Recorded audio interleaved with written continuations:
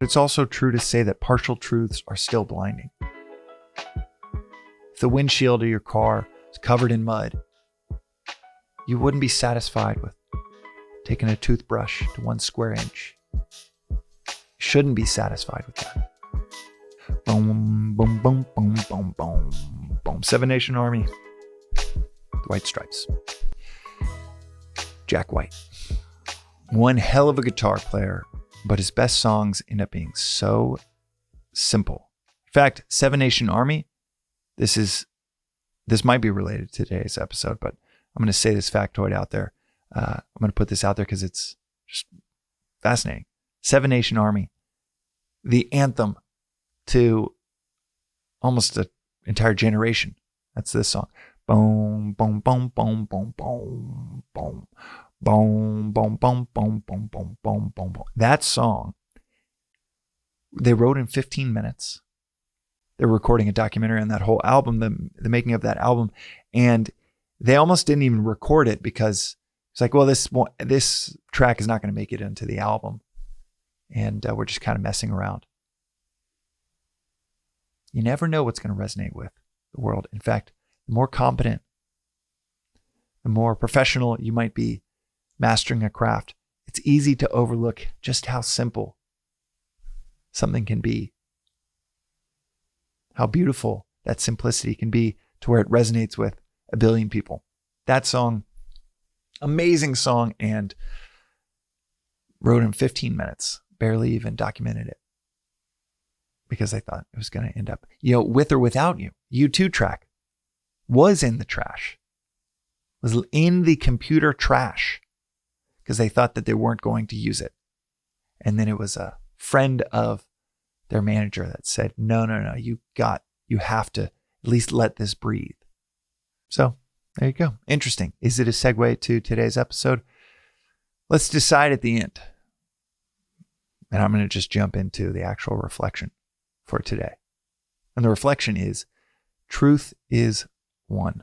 Sages call it by many names. This comes from the Rig Veda, the oldest of the 4 Vedas, the 4 textbooks upon which Vedanta comes from, on which nearly every Eastern philosophy comes from, the 4 Vedas. And like I said, the Rig Veda has this beautiful quote, truth is one, sages call it by many names. This is often recited when someone touches on a quote or insight from one of the many non-dual philosophies out there. Could be Sufism in Islam, it could be Kabbalism and Judaism, it could be Eastern Orthodox Church and Christianity. It could be any of these non-dual traditions, and someone will inevitably say, truth is one. Sages call it by many names. This podcast might call it Vedanta, but the truth really isn't called Vedanta. It's not encapsulated in Vedantic scripture because, well, the truth is not in words. It's not in books. We can all point to it with different pointers, and there could be 8 people pointing at the exact same star. And each is correct from that vantage point. Each and all of them are valid. So then what's the difference between them? Well, it's often described as, it's like ascending to the top of a mountain. You can get there from 360 degrees around that mountain. Part of the equation is knowing that there are other ways to get up there. And then part of the equation is what you're naturally wired for. There are, and it's one of my favorite aspects of Vedanta, this philosophy not only says this isn't the truth is not in words. Philosophy also says the truth is one, sages call it by many names. You might use different words. A brilliant, enlightened sage down the street might use different words. But the philosophy also says there are as many routes to God as there are people on earth. There are 3 classical approaches to union with the divine. Even within the non-dual side of things, area code. There are 3 classical yogas, yoga meaning union. 3 classical approaches to union. And the truth is, each one of us has a mixture of all 3 of these: service, devotion, knowledge, pursuit of knowledge. Service and action, devotion, love, identification, devotion to a practice, and studying the words of the masters. It is often described as the studying of the words of the masters, known as jnana yoga. It's like a G6 that can take you there much quicker than the others, but it's not everybody's wiring. 1 in 10,000 people will find this philosophy interesting. It is like the mountain analogy, where some people just got to climb the face. Other people, they want to gently stroll up. Some discover that there are stairs. Some find that there's, I'd say, jnana yoga, Vedanta.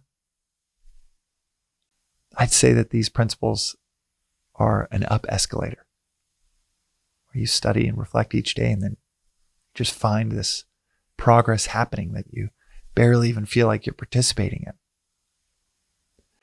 And each person is wired differently. Maybe the up escalator is different for another person. But for me, for many of the people that listen to the podcast, or certainly everybody that joins Venice Vedanta Club each Friday, and the larger public gatherings are first Friday of the month, there's something resonant about the words of the masters that makes that feel like the effortless up escalator. So if some can take you there faster, what is the issue with some that are slower for your particular wiring? It's kind of like if you go to a teacher that isn't a real master of the subject. Maybe they have job and authority in the classroom. Maybe they're the pastor of the local church that you attend. But if they're not a true master of the subject, you hand them a Rubik's Cube of a problem and they kind of like slightly improve it and then hand it back to you and say, well, James, God works in mysterious ways. Here you go. Here's this slightly improved Rubik's Cube. And you're like, that doesn't solve it. And I almost basically have to just settle for something that is still so puzzling to me. Now, part of this is okay to be puzzled by concepts, to spend sometimes months and years trying to understand how the pieces fit together. But what is so beautiful with a true master is that you might chew through something, try to understand it. But for a true master, when it comes to the truth, philosophy, spiritual inquiry, when you present them with the question, and I've only seen this with Swami. I see this in person with Swami. You can see this historically when you read the words of the masters, Christ, Buddha, Ramatirtha. When you read what they said and you pair that with articulation or explanation in full with something like Vedanta, you can read those words and that from a master or from Swami, you bring him a question and it's not a slightly improved Rubik's Cube that's handed back. It is a completely solved, blindfold, 6 seconds, boom, boom, boom. Here you go. Here's the Rubik's Cube back. Ultimately, that only serves to help you watch how that Rubik's Cube is being solved, how the puzzle is being thought through, inspire you to know that you can become a master of this subject yourself. Because nothing's worse for your own progress or development to have a teacher that has not mastered the subject and you can't see it done. As Beyonce said, sometimes I think I've quoted this before. Sometimes you gotta see it to be it. And that's what a guru does. That's what a master does. But it's not just a partial truth when they say, well, yada, yada, yada, God works in mysterious ways. Here's this Rubik's Cube that's barely improved, certainly not solved. Not only is it a partial truth when a non-master is teaching you, what's even worse and more insidious is that it can destroy the belief within you that you can solve the puzzle. This philosophy does not say things like, well, God works in mysterious ways, and your question, the big question mark, is met with a response from a master with a big question mark.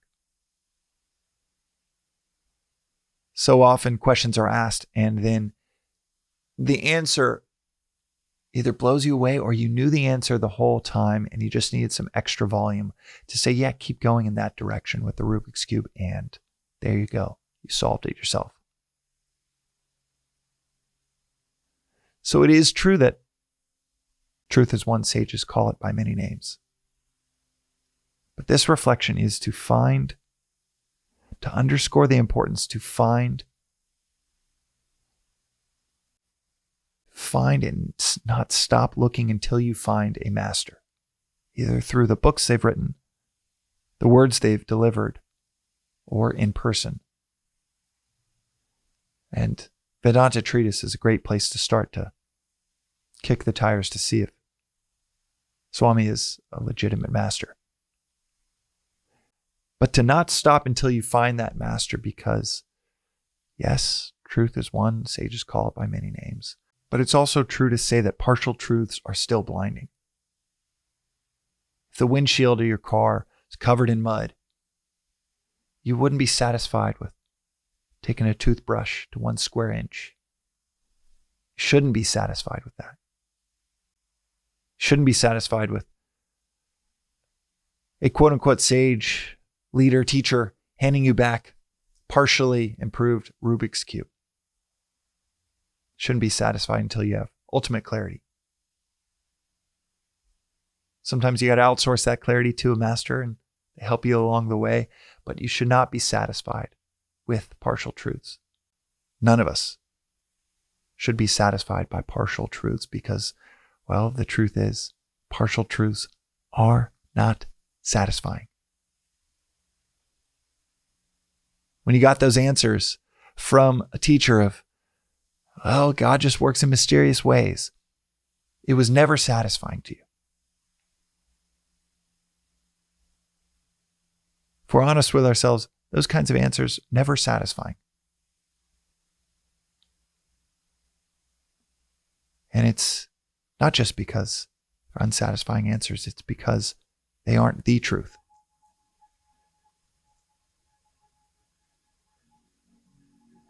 And we shouldn't stop until we find what is. That is today's reflection on the Daily Vedantic. We'll see you next time.